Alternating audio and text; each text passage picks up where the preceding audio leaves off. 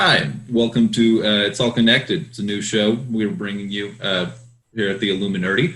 We're going to try and do it on a weekly basis. We're going to be talking about superhero content, DC, Marvel, other franchises if we're interested in that, and just kind of that sphere of the entertainment world. My name's Corbin Shanklin. I'm a writer at the Illuminerdi. I generally cover Black Adam news, DC, comic books, and anything in that sphere, really. I'll let my guys take the floor. My name's Richard. I am also a writer at the Illuminerdi. I'm kind of the Marvel go-to guy covering exclusives for the movies, the new Disney Plus shows, and I'm looking forward to being a part of this and seeing what news breaks. Sure.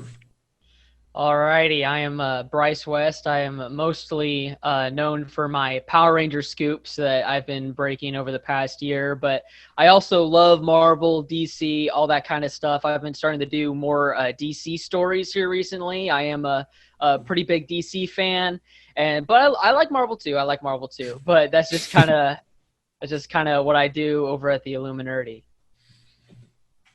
Right on. So we're going to talk about a few pieces of big entertainment industry news. First thing we want to talk about is the announcement from HBO Max about their plans for 2021. Bryce, why don't you give us a lowdown on that? So a couple days ago, HBO Max and Warner Media just decided that they're going to completely break the movie or film industry by saying that they are going to release their entire 2021 schedule in theaters and on HBO Max the same day, which is completely, obviously, unprecedented. I mean, and it makes sense to me anyway. They've got all of these films that are finished. They're just waiting to be released, but they can't be released because nobody can make it out to the theater because they're either closed, it's unsafe, or I mean, they just don't want to go because they don't want to risk it. So these movie studios are having to find creative ways to get people to go see their movies. And, well, this is definitely the most creative that I've seen so far. Disney tried something really, in my opinion, stupid with Mulan, with the whole Premier Access thing, which, by the way, they the day after Warner announced this, Mulan became free on Disney Plus. So, that was an unfortunate coincidence. Some real egg on Disney's face. Yeah. So yeah, I've been very vocal about my opinions on Mulan on my show, The Film Reel, that I have on one of our local stations out here. And yeah, I have been very vocal that was really ridiculously stupid. They should have done what HBO Max ended up doing, to where it's like, hey, we're going to release it in theaters, but you can also see it on Disney Plus, HBO Max, whatever. If you want to watch it the same as everyone else. I think this is the right move for HBO Max. I'm glad they didn't go the Disney Plus Premier Access route, because I don't think that really turned out very well for them, especially with the outcome. Just only a day later, Disney made it free. So, what are you guys' thoughts on that? Yeah. If I may, just regarding Mulan specifically, I think I just want to give you my 2 cents on that. I was excited for Mulan, and I'm not someone who's generally cared about these Disney live-action remakes very much. I saw Lion King in theaters. I enjoyed that, but they're not something that mattered to me very much. But I like Mulan as a movie. I like Ming-Na Wen from Agents of S.H.I.E.L.D. You know, she was great in Melinda May. So, yeah, I like Mulan. I was going to see Mulan. And then they made it Disney Plus Premier Access. I have Disney Plus, but I also have an AMC Stubs membership, so I can go to the theaters for relatively cheap. My local AMC was open at that point. You know, they could have showed it there, but they didn't, and so I didn't watch Mulan. They lost a customer in me because of that, and to me, that was just a big testament that it's not the smartest model in the world, because I love movies. Yeah, the interesting about Mulan is that they actually did something different with it, whereas something like Lion King, it was basically the same movie but with improved animations. I was interested in Mulan, but not $30 interested in Mulan. So if I've already got the streaming service, why do I have to pay an extra $30 to go see the movie whenever it's eventually going to be free a couple months later, regardless? You know, and it's Mulan, so I'm not worried about spoilers. You know, right? Very true.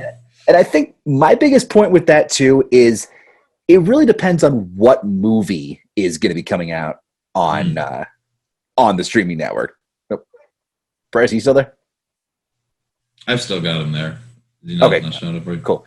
Yeah, no, I think the biggest thing with me is what movie is it that's coming out on Premiere? Like, is it Mulan? Is it one of these major Marvel movies that everybody's going to see? Because, like, if you're doing this with Black Widow or Eternals or Shang-Chi next year, all these movies that are set to come out next year, I think those are kind of instant. People are going to see those movies, whether they're at home or in theaters. And then for me, at least, I miss the theater experience. I don't know about you guys. I really miss it. One of the last movies I saw, Tenet, recently when it was in theaters. It was about an hour away. There was maybe about 20 people there. I mean, it was fine and all, but I saw Spider-Man Far From Home last year in theaters. That is the classic Marvel experience. And that's the thing I think that people miss about going to the movies is the crowds of people, especially for those big releases. So it's going to be really interesting to see how this works out, you know, for HBO and everything. That's the next question comes. Is this the death of movie theaters? Will they recover from this? Because this AMC has already spoken out about this, saying how this is a bad idea. They don't like it. And so do you think that this will fundamentally kill the movie theaters by releasing them day one on their respective streaming services? So if I may, I actually wrote an article about this. Y'all should go check it out if you're watching this and reading at home. It's HBO Max and their game-changing plan. That's just basically the title of it. Anywho, in it, I talk about something called the Paramount Decrees. And this was a law, something legally in practice for decades in Hollywood. That was repealed just a few months ago. And why do the Paramount Decrees matter? Well, because they prevented Disney and Warner Brothers and Universal and Paramount, these massive studios, from owning the theater chains. Okay? And so maybe I'm just being a conspiracy theorist. Maybe I'm paranoid. I don't know. But to me, it feels like if I'm Warner Media and I have the money to take out the established theatrical release model, AMC, Regal, Cineworld, Cinemark, all these companies, and basically just do something that's going to start a domino effect that will result in the failure of those companies and the bankruptcy. And I can come in shortly afterwards and set up my own shop where I can show my own movies and charge however much I want for that. That's probably what I'm going to do. And that is legally a possibility now, and it wasn't before COVID-19 hit. That's something that just happened a few months ago. So do I think movies are dead? No, I think movies are about to get a lot more monopolized. And then we're going to see a lot of change coming soon. That's my 2 cents. We're definitely going to be seeing the Disney movie theaters start popping up, I think. Yes, sir. I wouldn't be shocked. It's where it's headed. I could see Disney doing something like buying an AMC or buying a Regal. I don't know if Disney will straight up make their own theater chain. I feel like Disney do more of a buyout thing because that seems to be what they do nowadays. So I could see them buying. I mean, I'm sure one of these companies would go ahead and just make their own. But I think a lot of these are just going to be, they're going to scoop up the already existing theater chains like the AMCs and Regals, and they're just going to kind of mold that into the Disney, the Warner, the Paramount, whatever brand. Yeah. And just that's definitely possible. And one thing I'm thinking too is we'll have to see when all this ends. Because I think people more than anything right now, we want life to get back to normal. Things have been 2020 has just been basically a wash for everybody. And part of that is that no new releases have come out. Basically, Tenet is the only major release to come out in theaters this year, outside of Mulan, because Marvel has canceled. Yeah, yes. Because Marvel canceled their slate for the year. DC's pushed Wonder Woman back to December, and we'll just have to wait and see when all this goes back to normal. Guys, you didn't see the New Mutants opening night? Oh, I was there. You guys no? wait a minute. Yeah, I was there. You know? Oh man. Let me say something here. We live in a world today where Sonic the Hedgehog is going to be the highest grossing film of 2020. Let that settle in for a second. Which I want to see Sonic. Yeah, Sonic the Hedgehog is going to be the highest grossing film this year. That's crazy, man. Last year, Endgame set the all-time record for box office. Like, broke every record in the book. And this year, it's Sonic the freaking Hedgehog. Yeah, and it wasn't even a $1 billion film either. Not even close. Yeah. So, oh man. Well, and I feel like Birds of Prey. I guess so we can rope it back into something comic book related here. Right. Birds of Prey really should have been.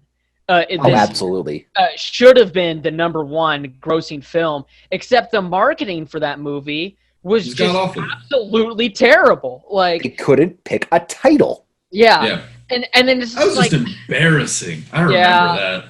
And DC Comics. I'm a huge Margot Robbie fan.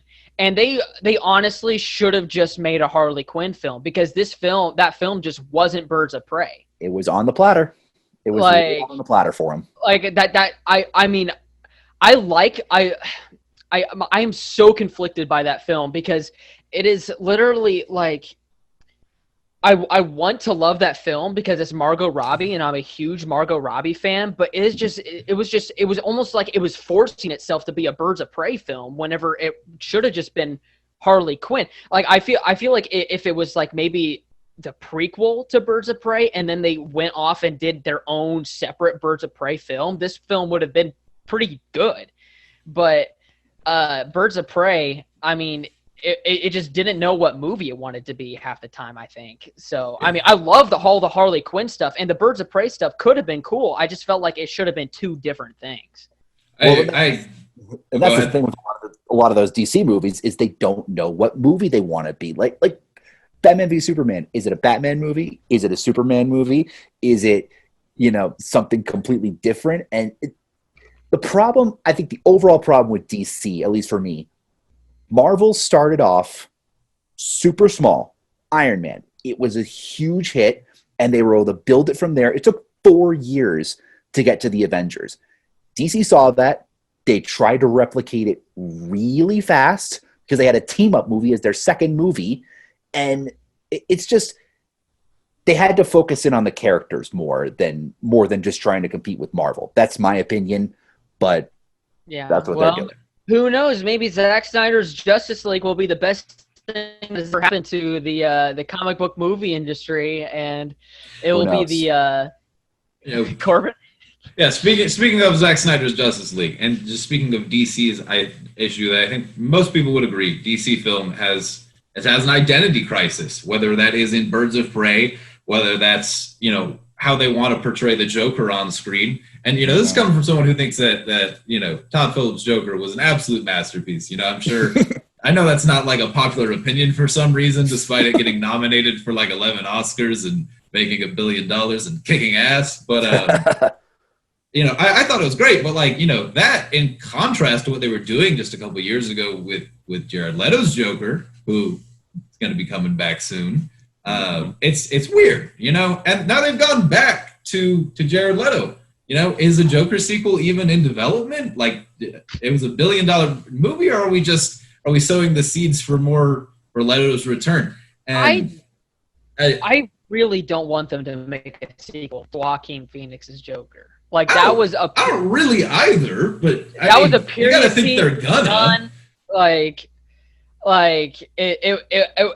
it wasn't a comic book movie. It was more. It honestly almost felt like more of an art form. It was an art house flick.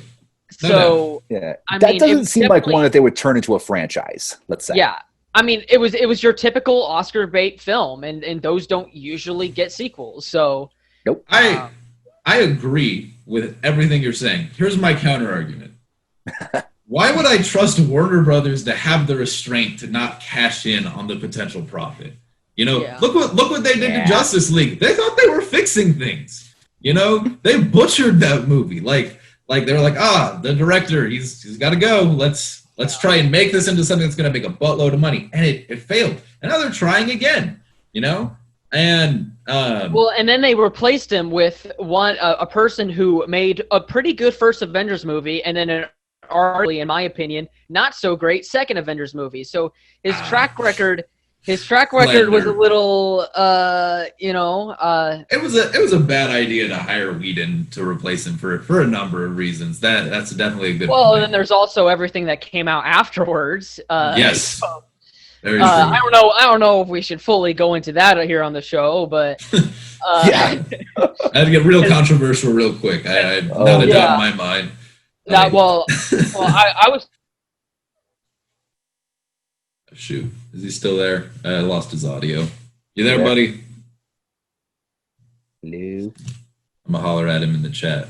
Technical difficulties, ladies and gentlemen. We'll probably edit this out. Oh wait, his camera moved. You there, Bryce? Yeah. Estás aquí? Okay, cool. Okay. Right on. You were saying?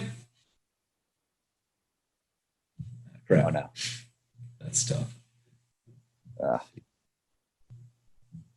I got totally. This is just an off-topic thing. Zoom. People who are using Zoom. You know, if you're on YouTube, I got totally distracted because it hit me with like here's a gift. There's no longer a 40-minute wait limit. I was like, I didn't know that was a thing. It totally distracted me from what I was saying. So Zoom, cut that shit out. It was not cool.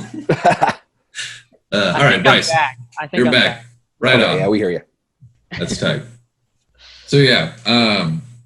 Anyways, so I what I'm saying is, it was $1 billion movie. Should they make a sequel? Probably not. You know, I think we can all agree that's relatively a bad idea. But like, you know, will they? Look at Suicide Squad. Batman versus Superman came out, and they had a finished Suicide Squad movie ready to go that might not suck. And they were like, you know what? No.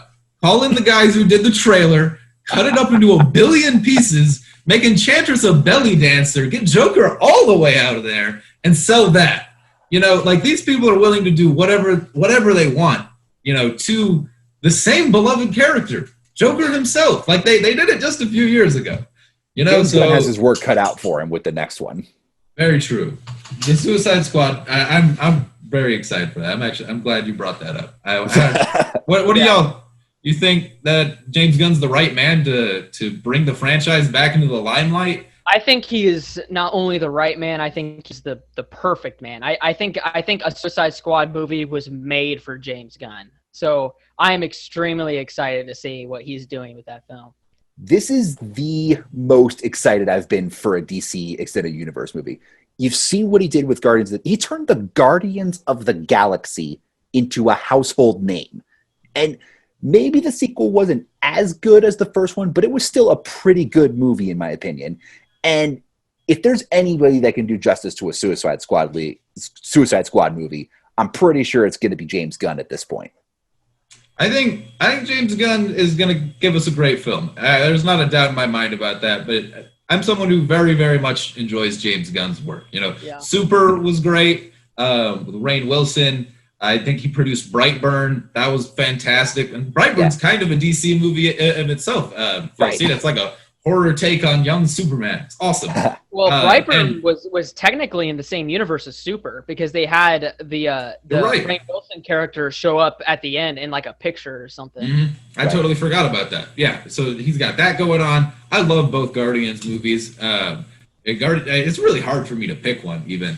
And so as soon as it was funny to me because this is another thing that didn't get a lot of kind of press coverage, but if I'm not mistaken, James Gunn went on the record and said that Disney rehired him for Guardians 3 the day after he got the Suicide Squad job, which was just absolutely hilarious to me. Right.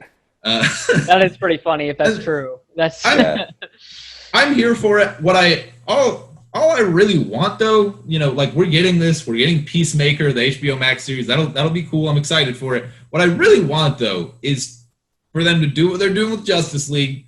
Give me the original Suicide Squad, you know, the one that exists without your studio meddling, and release this in close proximity to the Suicide Squad. I want to see them go head to head. I want to see what people really like better. Give David Ayer a fair shot to, and make Suicide Squad the biggest name in comic books for that period of time, that window of release. That'd be so cool. Oh, shoot. I think you might be muted. What were you saying, bud? Damn. The technical difficulties have resumed. It would appear. Yeah. It seems like every time I try to say something, Zoom decides to cut me off. Man, usually that's my story. Yeah. So I was saying, like, I think that'd be really cool to see, but I just don't think there's enough turnaround time because the Suicide Squad is supposed to be like, what, July? I think August. Yeah, August. But August. And then Zack Snyder's Justice League is supposed to be around March-ish, I think. Mm-hmm. Yeah, so, I think all I've heard is early next year. So here's my counter argument. If I'm not mistaken, I believe the Suicide Squad, like the original one, David Ayer's Suicide Squad, so to speak, only needs visual effects touches. Whereas with obviously Zack Snyder's Justice League, they were wanting to evolve it, turn it into something more than it was. Yeah.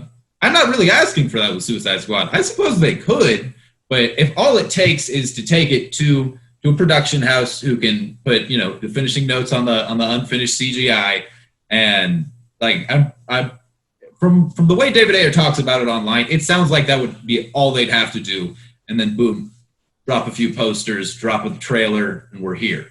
If that's not the case, you do bring up a good point, but it sounds like it's an easier process than Justice League was.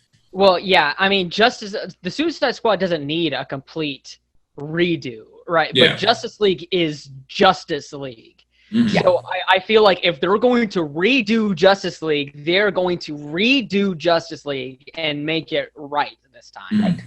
So they don't want to go through all the trouble of completely listening to all the fans who demanded the Snyder Cut and then actually releasing the Snyder Cut and having it be crap again. So, I mean, can you imagine, like, if there'll be blood in the streets, like, comes out and it's still garbage, like, right? Exactly. Yeah. Like, yeah. But I mean, I think my favorite part of the Suicide Squad right now is that I'm going to be able to watch it in my living room. So, I don't have to it's like, oh, Suicide Squad came out today. Let's turn it on. Right. And that's going to be pretty awesome, Now, what does that mean for the film industry as a whole, as we were talking about before? Well, doesn't sound very good, but it's not ideal. But it sure as hell is quite convenient for me because I don't have to leave. I don't have to worry about my schedule. I come from work, school, whatever, and then I just turn it on, and then it's there for me to watch. So, right. I think that part's cool, but it still is kind of worrisome. It's the same thing like when Disney bought Fox. It's like, yeah, that's really cool. The X-Men are going to be in the MCU now. They own all these awesome properties, but that the Big Six is now the Big Five, and that's a pretty big deal. So. I don't know. A lot to think about going forward. Yeah, I think for me, with COVID-19, with the coronavirus, I am thrilled that people can watch big blockbuster releases from the safety of their homes. When you look at it from that perspective, I think that's a wonderful thing. And so if a vaccine, some large spread difference and change in how the coronavirus is kind of handled and treated here in the United States doesn't change in early 2021, I think this is a huge win for consumers, for people who love movies but want to keep their families safe. However, it is interesting that it looks like a vaccine's not too far around the corner. It's like, why did Warner Brothers decide right now is the right time to do that? Because for me, I was looking at Christmas Day, as soon as they announced Wonder Woman 84, as kind of a fulcrum for where things were going to go moving forward. We were going to see the first major superhero release, because like the New Mutants had been sitting on a dusty shelf for years. No one cared. They didn't promote it very hard. But this is Wonder Woman 84. They've been promoting this nonstop for like well over a year. and they want it to make money. And so I figured within a couple days of the announcement that Wonder Woman 84 was coming out Christmas Day, Regal Cinemas would announce their reopening. That hasn't happened. That's interesting. That's another. One of the biggest chains is still closed down, and I'm like, so. I think on Christmas, even though Warner Brothers has already played their hand and shown us what they're going to do moving forward, I think Wonder Woman is going to show us if theaters have a fighting chance. Theaters as we know them, because I want to stress, I don't think theaters are going away. I just think if streaming kills them like we expect them to, they'll be reborn, just in a slightly different manner. Yeah. You know? I mean, here's the thing about that. I mean, just because we have a vaccine on the way, from what I'm hearing, as soon as the end of this month, and we're not going to get into the politics of all that. That's a different show. But agreed. You know, that's I like, not everybody's going to have access to it right off the bat. It's not like the vaccine is going to come to it and like everybody in America can go get the vaccine right now. You know, it's going to be a select people, like the people who are in danger, like the health workers out in the field, or the elderly who are the most at risk from COVID-19. So it's not like people like us are like me, a 20-year-old isn't going to get the vaccine in the first batch. It's going to be the healthcare workers and the elderly. So like only a small portion of us, and arguably those people. Damn it, I lost him again. You still hear him? Bryce, I lost you. I don't know if you can hear me right now, but your audio died. You look like you were really feeling whatever you were saying, too. I feel bad. You were really into it. Yeah. I wanted to hear what he was saying, but it's just gone. You still there? I am so sick and tired. I get onto a really good. That's so tough. I feel so bad. Man. So they're either healthcare workers and they're working, or they're elderly, and most elderly people don't go see the movies, basically. Yeah. So, exactly. Yeah. No, that's a good point. That's certainly a good point. I don't want to sound like I'm like, Warner Brothers had some mischievous plan with the intent to kill theaters, but it's no secret that HBO Max wasn't doing so well in terms of subscription. You know, like HBO Max was not up here with Netflix or Amazon Prime, or I can't say for certain it was performing worse than Hulu, but I'd be willing to bet. HBO Max wasn't doing so well. This is going to change things for them. Yeah. A lot of people are going to get the service now, no doubt in my mind. I absolutely adore HBO Max. The problem is that it's not.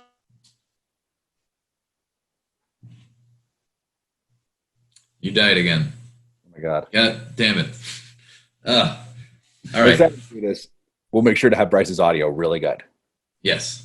Indeed. We'll make sure we have a solid connection. It might be my internet too. I upgraded it a little bit. Is it every time that I talk that we got to cut out here? Like, pretty much. I don't think it's happened to me or Richard yet. It's always. Oh man, this is ridiculous. Basically, I went on a rant saying that HBO Max should be on Roku so I can watch it more. So, yeah, I saw just in the news just the other day, real recently, that apparently they were still in a stalemate with Roku, unable to reach a deal, and it just blows my mind because I'm like, that is guaranteed financial return for both companies if they just stop butting heads and work together. The fans are left with the downfall. Yeah, it's so dumb. I don't understand. Like, it was crazy that it took them this long to get Amazon Fire TV. They finally did that. I was like, all right, Roku's right around the corner. But we're still waiting. You know? Why? There's no good reason for it. It's the biggest platform. Like, seriously. It's ridiculous. So I have to imagine that they're going to have it. If they don't have Roku support by Christmas, they're just stupid, right? Like, you would think so. Because there's Wonder Woman's coming out, right? Like, so you got about 3 weeks to figure this out. Literally. All right, Warner Brothers, we're calling you out here. Please, just give the Roku fans something to watch their movies on. Roku fans who don't want to go to what theaters. They want. It's not hard. You'll make money. It's a good idea. Right. All right. I'm not sure I have a ton else to say on the matter of how HBO Max is going to affect things. Me too. Fingers crossed. This it's going to go one way or it's going to go another. But we don't, as much as what I love talking about it with y'all, we're not going to have much impact. Yeah. So. Exactly. I mean, I think I had quite a bit to say, but I think half of it was cut off. So That's tough. Oh man, yeah. I'm sure we'll have plenty of other conversations about kind of box There you office go. analysis Yeah. and how Absolutely. because the box office is going to be fascinating from Christmas onwards. Agreed. I think it's going to be very interesting to see. So we'll definitely talk about that here on the show. Absolutely. And for our next segment, we want to talk about. My man Richard has an exclusive about She-Hulk. Came out right around the end of November. And I just want to talk about that, talk about the show. We can talk about the Marvel Disney Plus shows in general. So yeah, Richard, if you want to give us the lowdown on that. Yeah, absolutely. So they're just they're in the early stages of casting for most of the supporting roles in She-Hulk right now. Obviously, Tatiana Maslany is pretty certainly gonna play She-Hulk. I think she's about 99.9% confirmed. But right now they're casting for the rest of her kind of supporting crew. Both of her parents, in their late 50s, early 60s. They're casting for her best friend, who's they're looking at kind of Asian American, person of color type thing. A male co-worker, late 20s, early 30s, kind of the John Krasinski type. I don't know if this is Office John Krasinski or superhero John Krasinski, but sort of that type of Office co-worker, possible love interest kind of role. And then the villain, which I thought was actually the most interesting part of this casting call. They describe her as kind of a glamorous media influencer, like a social media kind of person, like a Kim Kardashian type thing. I don't actually know a lot about She-Hulk's comic history, but there's a couple of interesting ones that I kind of did in my research, that I found in my research. Either Ultima or Titania, I think is how you say her name. Yeah. Those are a couple that, this could end up being, who both kind of start off as kind of in the dark, under the radar people that end up gaining some sort of power and influence. And it's going to be really interesting to see what kind of world they help create with She-Hulk. Because obviously she's a lawyer by day, and She-Hulk, the rest of the other times, they're planning on having Mark Ruffalo come back as Bruce Banner to work with her whole storyline of her being injected with his blood to help save her life. And then she looks like the Hulk all the time. And it's a really interesting story, I think, that they're trying to go for. It obviously doesn't start filming until I think early next year, like February or March, but they've got a lot of work to do in the casting department. Certainly. Yeah. And there's a bunch of stuff I want to piggyback off of there. One thing, Titania, I actually hadn't really thought too much about her being the villain, but that could work. It does. So Titania, I'm not a huge expert on the character. I'm most familiar with her from her appearances in Al Ewing's Immortal Hulk series, which is ongoing right now. It's fantastic. I'm not even afraid to say it. That is the best Hulk story I've ever read, easily. And she plays a role in that. She has a relationship with the Absorbing Man, Crusher Creel. And Agents of S.H.I.E.L.D. fans remember him. And I would... Season 2. Going to be kind of hard to, and death's not an obstacle. It's fine. I'd be interested in seeing more of that corner of the Marvel universe. They're criminals who, obviously Absorbing Man's got his own unique power set. Name kind of says it all. And Titania is more just super strength. But it's not a far cry from She-Hulk, who, when she's written, generally speaking, is not as powerful as the Hulk. And she's a lot more in control, right? She still retains her intelligence. And so while Titania, I don't believe is often depicted as that kind of social influencer type, it would definitely make sense that they could make the MCU version just kind of retool the character a little bit. I could see that 100%. While you were just kind of reading the description of it, the one person that did come to mind for me would be Black Cat. It'd be cool to see Black Cat as the villain of She-Hulk, especially in the event that She-Hulk plays a role in Spider-Man 3. That could be some really cool back and forth between those two franchises. yeah, or Bryce. another one, I was just thinking, as you mentioned, Black Cat. I don't know if you guys are familiar with the PS4 Spider-Man game. What's her name? 100%. It just escaped Screwball. Screwball. Oh my gosh. I could totally see Screwball being exactly that type of character. I don't know how she'd match up with She-Hulk physically, but obviously she doesn't really need to do that considering what we saw her do in the Spider-Man game. So she could be another interesting option if they decide to go the Screwball route. Man, those Screwball games in Spider-Man PS4, some of them were the gadget missions. Those were impossible. Agreed. Like that is ridiculous. Like one of the trophies is get like a spectacular or higher on all of them, and it's just like I don't know how you're supposed to do that with the gadget ones. Oh, me neither. Like it's ridiculous. But I've tried so many times. Yeah, I was actually going to mention the whole Spider-Man connection because I don't really know too much about She-Hulk, but I do know that Spider-Man is going to be in need of a lawyer here soon. Yes. So I think it'd be really cool to kind of introduce She-Hulk in Spider-Man 3. I know that movie's already filled to the brim with a bunch of other crap, but it would be cool to see her kind of appear in Spider-Man in a small-ish kind of role, and then go on to do her thing in She-Hulk. Yeah, absolutely.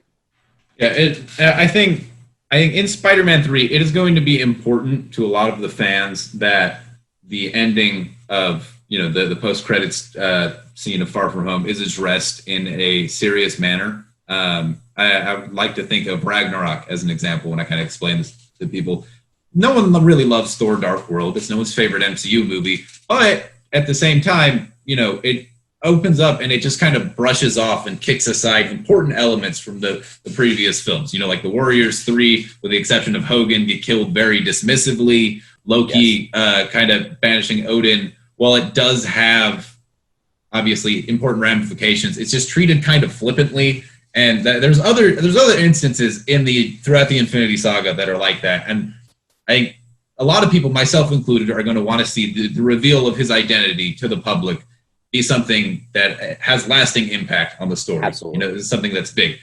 And yes, Doctor Strange is going to be a part of the story. So is it possible that he could just, pull some magic and it'd be fine? Sure. I don't think people want that though. And I think Marvel's smart enough to realize that. And there's two big lawyers in the Marvel universe, like it's She-Hulk or it's Daredevil. And who do I think they're going to go for? The upcoming Disney Plus character they're trying to sell, or the old Netflix character that got canceled 2 years back? They're probably trying to bury. Yeah.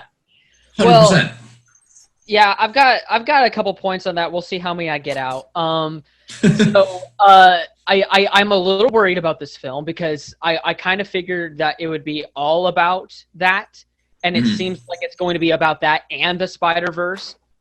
So I don't really know how they're going to put both of those huge aspects into one film. I'm kind of hoping that Spider-Verse is kind of the very tail end of the film kind of thing, and then the fourth one is all about the Spider-Verse. And then there's also the fact that Spider-Man is like the only person who doesn't have his secret identity revealed, or at least now he isn't. But so, I mean, I figured that it's probably going to be one of those deals to where everybody's going to know that Peter Parker's Spider-Man from now on. I don't think they're going to try to hide it. I think they're going to probably disprove the allegations from Quentin Beck, but I think probably from now on everybody will know Peter Parker is Spider-Man, and it'll be interesting to see what they do story-wise with that. At least I feel like that's probably where they should go with what they're setting up here. But I am quite worried about this film. I'm a little worried that they're putting a little too much into this kind of like Titan style, where they want to do everything all at once, and I feel like that they probably should give it a little more room to breathe here. I am cautiously optimistic because Marvel mostly has done a great job of integrating these movies with a ton of stuff in them. Age of Ultron, maybe being a little bit the exception, but even that they didn't do terribly. So this is going to be a big film regardless, and there's going to be so much to get into. I mean, with the multiverse, they could even line up a multiversal Sinister Six if they wanted to. There's recent rumors that Alfred Molina might be coming back to do Doc Ock. There's already confirmed Electro. They've got Mysterio that's maybe still alive. Vulture's still out there somewhere. And that's on top of everything else, the J. Jonah Jameson stuff, the Doctor Strange stuff. It's going to be a big film regardless. It's just going to be a matter of if they do it right, if they work everything in together the right way. And I am cautiously optimistic that they're going to do so. I think there's another interesting factor that is I think might have no impact on Spider-Man 3.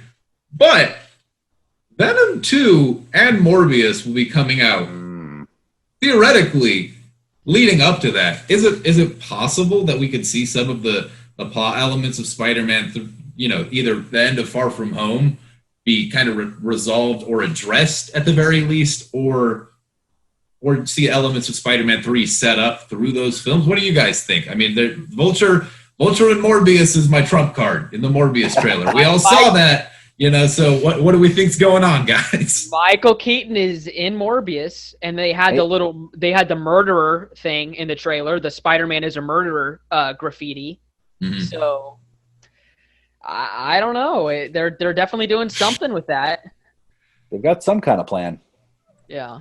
I for one like Venom. I know a lot of people we're not thrilled with it, but while it has some issues, it's a good time. It's kind of like Suicide Squad for me. It's a guilty pleasure. I know it's a bad movie, or it's at least not a great movie, mm-hmm. but I enjoy watching it, So yeah. I think for me, if I was gonna look at it critically, it's probably going to be below maybe every single MCU movie. Maybe not Dark World or Iron Man 2. It's really close. However, as a fan, I'm ranking it higher than a lot of stuff. I don't have my list handy, but in Thor: The Dark World, he defeated the main villain with a metal stick. So what was it called? What, the Convergence? Is that what it was called? The Convergence. The big, the Reality Stone battle was cool. It was a metal stick. He defeated him with a metal rod. Maybe the final hit was kind of weak, but the battle the way Iron Man 2 was there to introduce Black Widow, Thor: The Dark World was there to introduce the Reality Stone. Yeah, I guess that is the biggest. Yeah, Iron Man 2 was there to introduce a main Avengers character, and Thor: The Dark World was there to introduce a rock. So. Okay, but let's be honest here. Thanos pops off with the Reality Stone in Infinity War. He does some cool stuff. They actually used it right in that movie. That's pretty awesome in Infinity War. Yeah. But I hear you. But the point being, I think ultimately I would have preferred to see the Venom symbiote come along through Kevin Feige and John Watts' hands in like Spider-Man 4 or 5. But ultimately that didn't happen. And Sony kind of did whatever they did with Spider-Man and reached some new deal. And here we are. And Morbius and Venom and Carnage, everyone that's a part of that universe, I think is coming to the MCU. Maybe I'll swallow my words later. I kind of doubt it. And I'm here for it. I agree. I'm here for it. And there's definitely some sort of connection there. I think it'd be cool to see those become a little bit more of the tapestry of the Spider-Man franchise. So I hope we get to see some ties to Spider-Man 3 in those movies. Whether that happens or not, I guess we'll see. But. Well, look, I mean, we can argue about Venom, but the fact of the matter is that Morbius has got to be connected somehow. Yeah. At least a little. Yeah. Because I mean, you could still say that Venom is somewhat standalone, but Morbius is kind of one of those where it's just like, I don't know how they're going to pull this off and not have it be in the MCU, Mm-hmm. So. Yeah.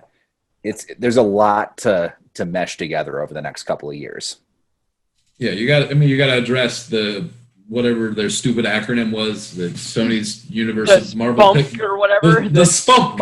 You got to address that. You have to address the old TV shows in an official manner. Either just if Daredevil's not part of it, Feige, just put together a press conference and tell us. Because it seems one way, but he needs to address the old TV shows, the spunk. We got to mesh the Disney Plus side of things in well, which I have no doubt they're gonna absolutely smash. I'm excited as hell. But WandaVision, holy crap, man! A lot of moving parts here. And then the the X-Men and the Fantastic Four and Blade at some point, you know? Like, the there's Marvel a Universe... There's a reason they're waiting so long on X-Men and Fantastic Four and Blade. So yeah, and that's smart. They got so much stuff coming out right now. They don't have time for it. Like there are as many as 10 projects coming out just next year. Yeah. Which is that's insane. It'll be like the year of Marvel 2021. Which, don't get me wrong, about half of them were supposed to come out this year, which is part of the reason. But fair enough. But yeah, it's crazy. The next year is going to be the year of Marvel, basically. Oh yeah, Marvel is coming back in a big way. Yeah. We're gonna roll from WandaVision into Black Widow or Falcon and the Winter Soldier, whichever one comes first. Approximately same time there, I feel like. We'll get Loki at some point after that. Shang-Chi, I think What If was supposed to be around the summer, so that time frame too. Morbius, Eternals in the fall. Yeah, Eternals, Venom 2. Like, and I realize those are Sony, but Spider-Man. Yeah, it's gonna be so stacked. It'll be like literally every week, presuming they follow weekly release schedules for like they do for Mandalorian, which like they have to, right? I would assume so. I'm assuming so. It'd be really dumb to drop it in the way that the Netflix shows used to, or still do sometimes. People complain about it, but the businessman in me goes like, they'd be stupid not to do it weekly because you release it all at once and then you're out of content for the rest of the year. Exactly. Like you have your big marketing push there on day one whenever it comes out, and then nothing for the rest of the year. And then whenever you watch it all at once, I have to go back and like reread online what happened because I watched it all a year ago. But whereas with The Mandalorian, it was easier for me to remember because it was spaced out by weeks. Right. And they have 8 weeks to market the show instead of 1. So I guess I can understand why fans would be upset that they couldn't watch it all at once, but it's also one of those deals where it's just like, come on, like.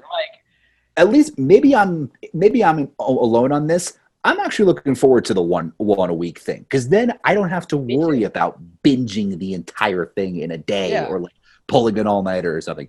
You can watch one episode, take it all in for a week, and then be totally geared up for another one a few days later. Yeah. And I don't want to get too much into The Mandalorian because this isn't a Star Wars show, but that show needs that. Like because you can't watch this last episode or the 5th episode and just go into the next one. But like you need some time to breathe with that. Like I watched last week's episode or this week's episode twice already. And so it's just like those episodes, like you need time to think about what just happened because there's so much going on in The Mandalorian right now that you can't just go boom, boom, boom, boom, boom. And hopefully that's the case with the Marvel shows. Yeah. No, it's the same. It's what they're doing for every Disney Plus original. So it's not just The Mandalorian. So I have to assume that they'll go like, why would they do once a week for every single Disney Plus original and then all of a sudden switch for Marvel? So that'd just be so. Yeah, I think they're totally going to do the weekly thing.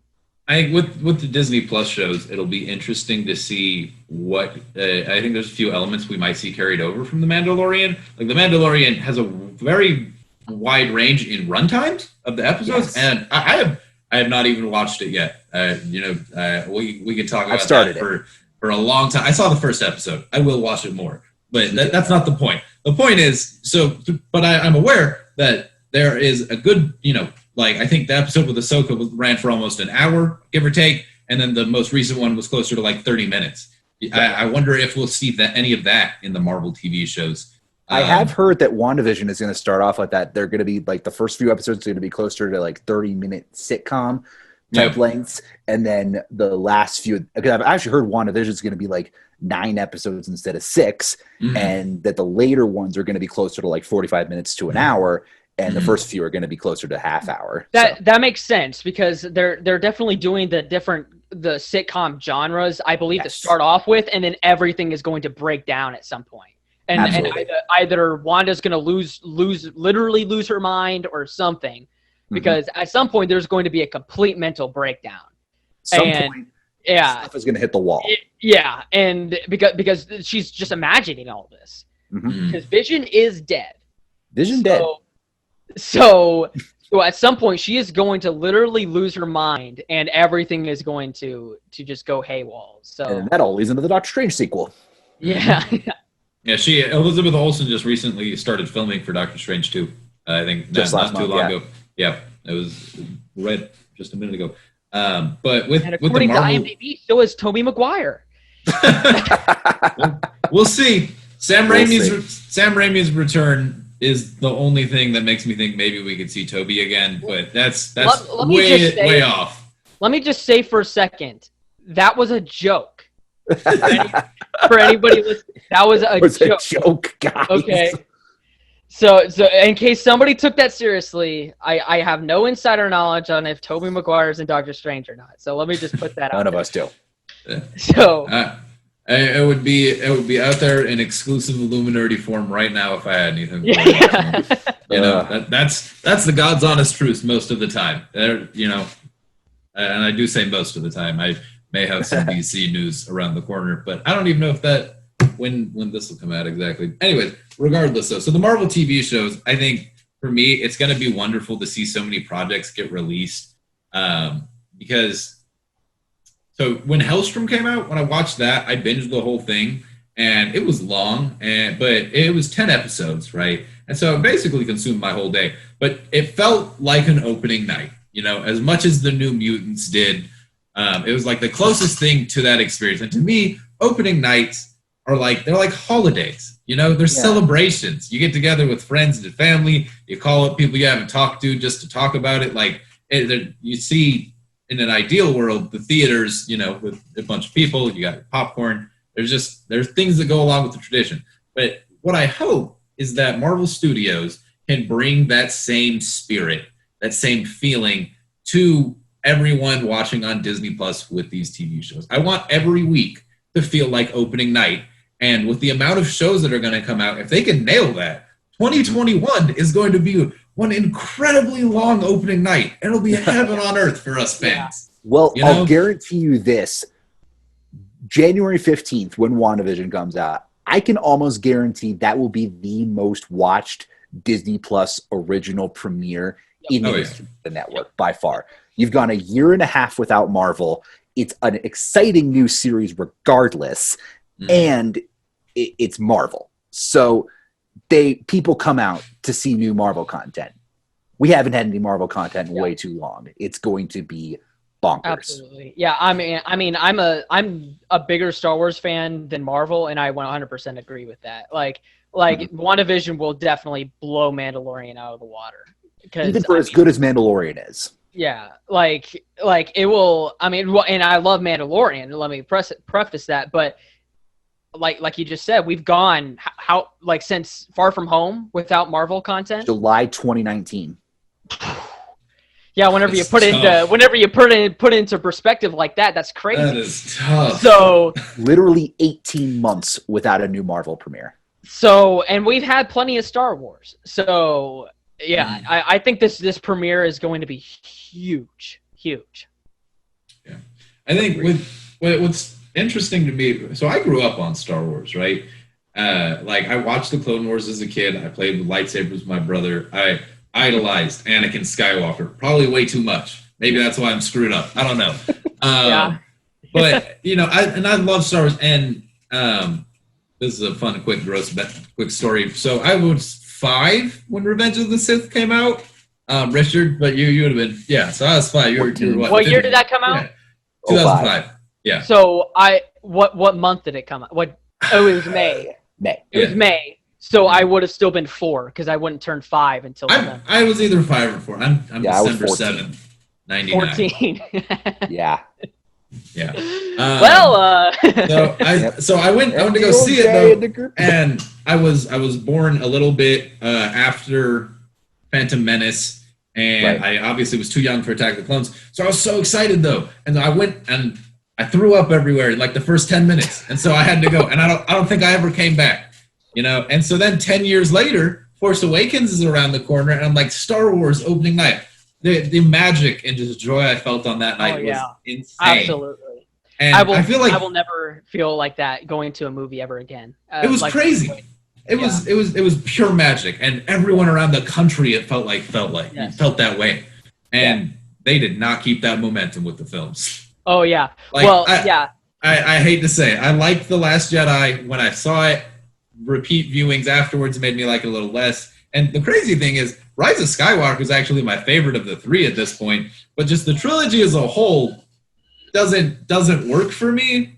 You know, like I don't know. And so that's kind of where I'm at.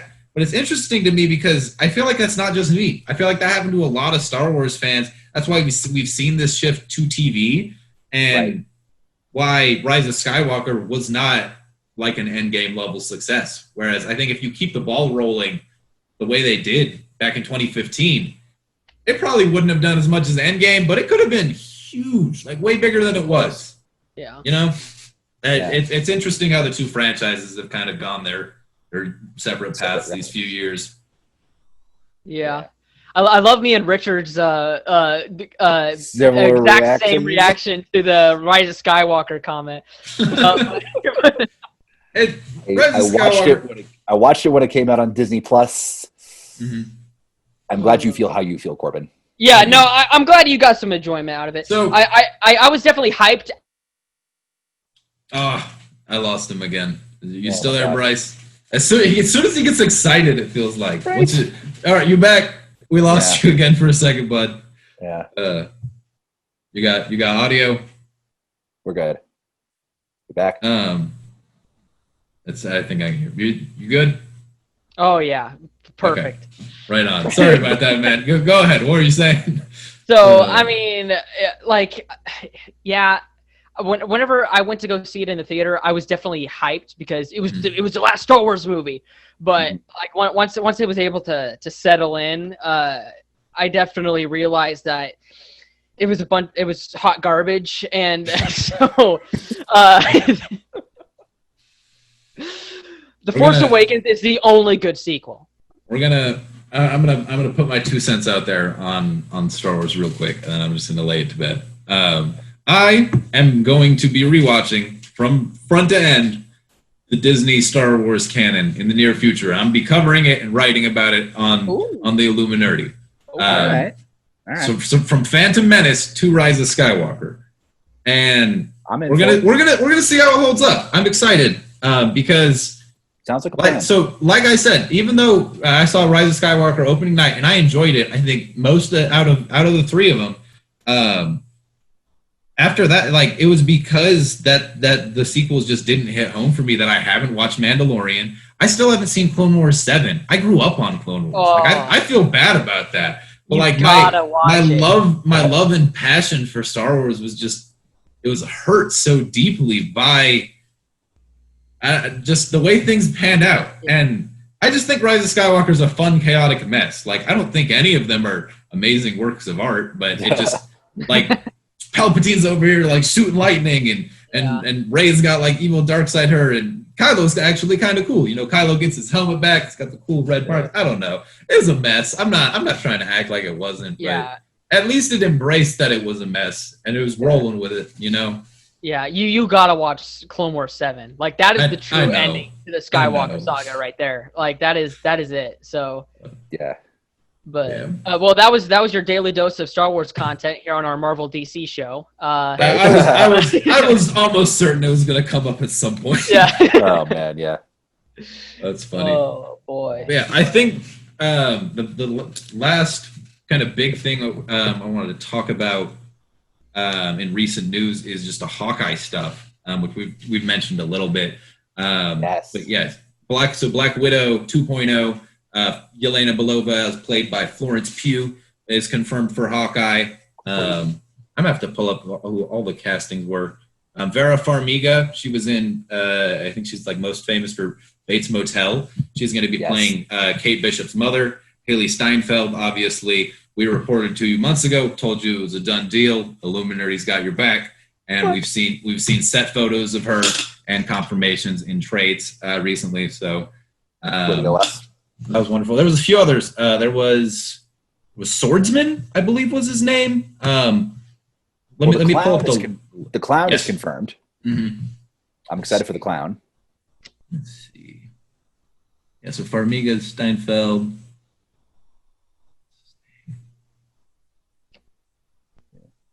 Fra Free, I guess is the actor's name. Fra Fee. It says we'll play a character named Kazi, most likely short for Kazimierz Zak. I probably butchered that. That's my bet. Yeah. Known to Marvel fans as a mercenary villain of the clan. Are either of you guys familiar with the character? I'll be honest, Clown is not someone I'm an expert on at all. I had written an exclusive on it a few months ago that it may be a character they were looking at in Hawkeye. I think he's a Polish kind of mercenary type guy who I think he's done battle with Hawkeye in the comics a few times. And it'll be interesting to find out exactly like how it works into the Hawkeye series, especially with the Kate Bishop stuff. And now with it could have a connection back to Black Widow now that Florence Pugh's going to be in it. Mm-hmm.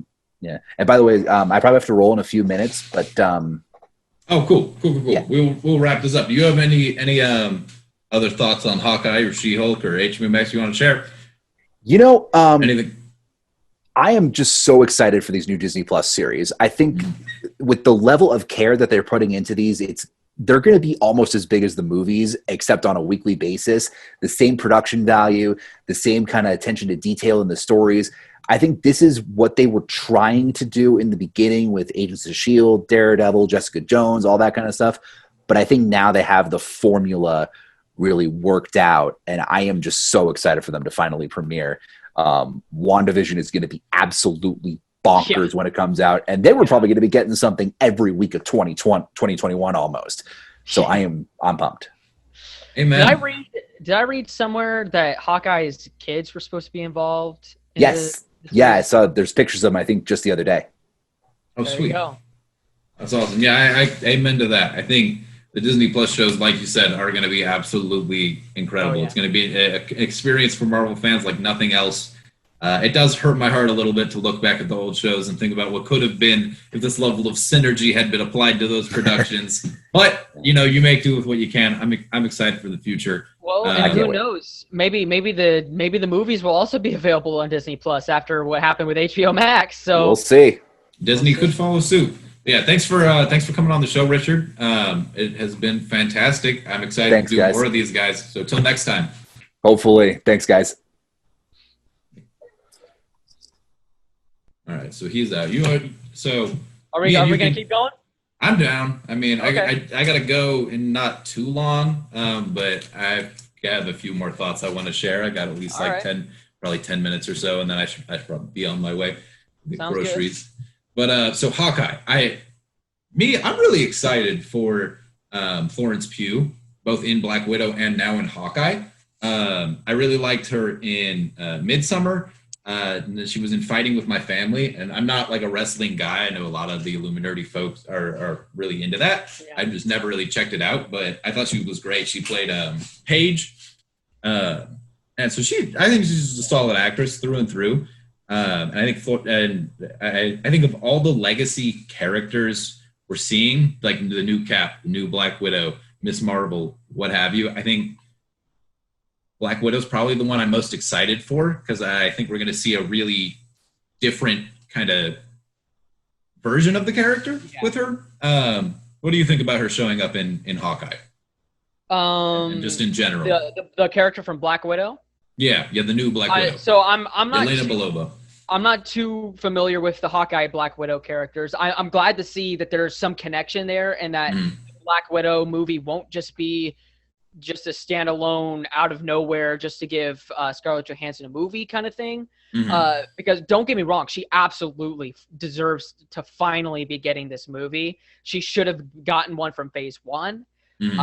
So I'm glad that they're finally giving her this chance to shine in her own film. However, they're probably not going to do another one after this. There's the whole problem of her being dead. So and that this is a prequel, and there's not too much more time to spare there. But I am glad to see that they are doing some sort of connection with Black Widow moving forward. And I think a Hawkeye show is perfect for that, because the characters are so intertwined with each other. So I think I believe it's been officially confirmed. We're going to get the lowdown on what happened in Budapest It's obviously been referenced throughout the years in the Infinity Saga, which implies to me, and also Taskmaster using a bow and arrow, we will almost definitely get some Hawkeye and Black Widow. I'd be very surprised if we didn't. And then, so you should, so in the trailer, she fights like the blonde girl, and that's Florence Pugh. She like calls her sister. I think since they confirmed she's going to be in Hawkeye, I had a suspicion that they may want to turn Black Widow into a franchise not led by Scarlett Johansson. You know, the first one's obviously the original, and then I think the sequel will be like in the vein of like Miss Marvel or like a Miles Morales like Spider-Man kind of thing. And I no insider knowledge that we're getting Black Widow 2, but I think there is clear long-term interest in using Yelena Belova. Okay, well, I'm back. Yeah. I'm glad that we got that worked out. Hopefully next time we won't be dealing with these. I think I'm going to try some different things here to where I'm not losing connection every time I have a really good point to make. Right on. Okay. So, I'm going through the list. Oh, well, we already talked about Suicide Squad some. I just would like to voice on camera my support for seeing David Ayer's Suicide Squad again. El Diablo, Jay Hernandez, who played him on Twitter just the other day, he said something about release the Ayer cut that kind of stoked the flames a little bit. And I just didn't see it getting covered too much, so I wanted to put that out there. Yeah, but yeah, I'd be willing to see it. It's just I don't think it should be on the table yet, because we already got the Snyder cut to get out, and then everything else DC related to get out this year. So I think it would be a cool thing to see happen maybe in 2022 around the same time that Zack Snyder's Justice League is going to come out. So you can kind of like space it out a little bit. But I do hope we eventually see it, and then maybe Warner Brothers can learn their lesson so they don't have to release a director's cut every time they make a movie. So, if I'm not mistaken, I think Justice League, someone from Warner Media said it was coming out in a few months recently. Let me see if I can pull the quote. That'd be sick. In fact, I think I should have a story about that out by the time this comes out, which is I guess we never preface it. This is pre-recorded. Yes, so, yeah. We'll be hoping.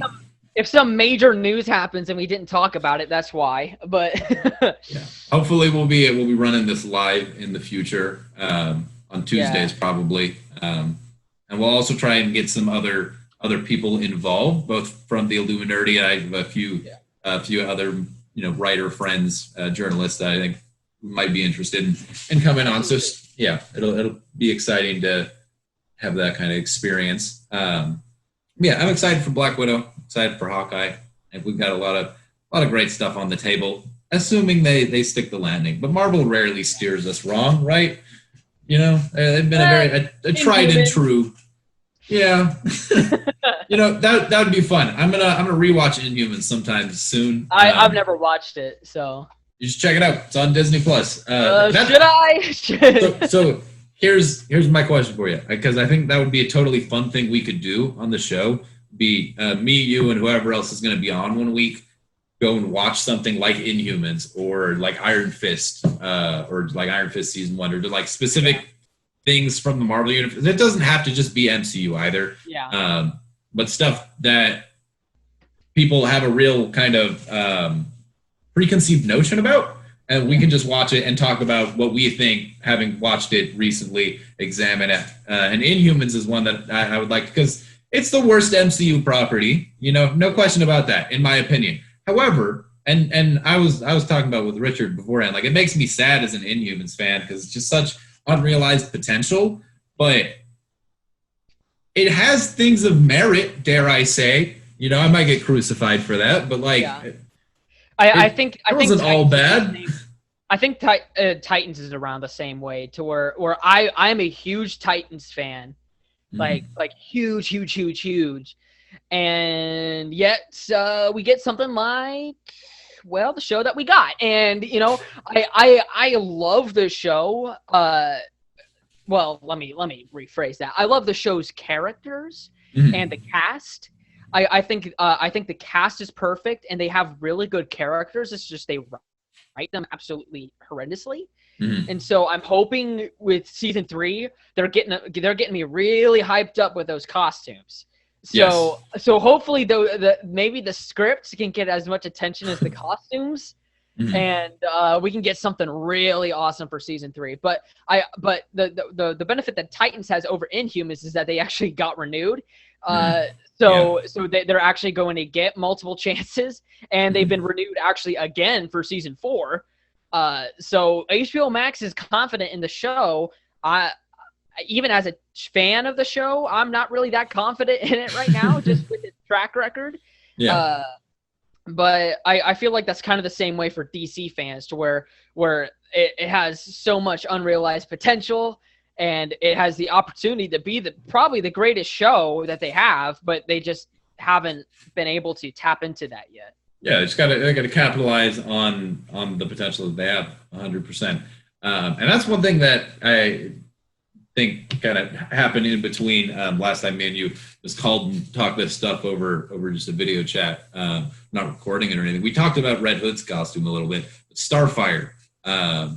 I will give you my thoughts, and you can give me mine on the Starfire costume, and that'll probably be the last thing. I'll have to head out after that, and we can wrap the show up. But I personally really liked it. Yeah. I hope that we get to see in the concept art, she's kind of got the fire hair thing going, and if with an HBO Max budget, I think it'd be really cool to see something a little fancier like that on screen. But even if they don't, it's not exactly what it looks like in the comics, but obviously it's always been a uniquer kind of costume design for Starfire, and I think it's a great step in the right direction. Yeah, I dug it. Starfire is definitely one of the best parts of the show, especially season 1. Season 2, they didn't really give her that much to do, but they didn't really give anybody that much to do. So except for Dick and Connor, but I am really excited to see her fully get her time to shine in season 3. I think Anna Diop, I think that's how I probably mispronounced the last name, but I think she is great in the role. She's definitely one of the best characters on the show. And that costume, I don't think you're going to get a better costume than that. I think that is the perfect live action Starfire costume. Same with Red Hood, same with Nightwing. So the costume department is spot on for that show. Now, if we can just get the writing to maybe up the ante a little bit, that'd be great. I'm excited to see what they do with Red Hood. They're definitely doing something completely different from the comics and everything that we know. So it will be really interesting to see what they are doing with that character. Red Hood is definitely the most intriguing character of that season, even with it supposed to be a Starfire season. So hopefully it doesn't become one of those where we're gonna get it's gonna be the Starfire show and the Jason Todd show, and then everybody else gets forgotten about, like how last season it was the Dick Grayson show and the Connor Kent show, and then everybody else was forgotten about. So I'm kind of hoping that they give all the Titans time to shine and give them a reason to be there. But it definitely seems to be very Red Hood Starfire focused this season, which I am excited to see. I just hope that they just don't try to cram everything like they did last season.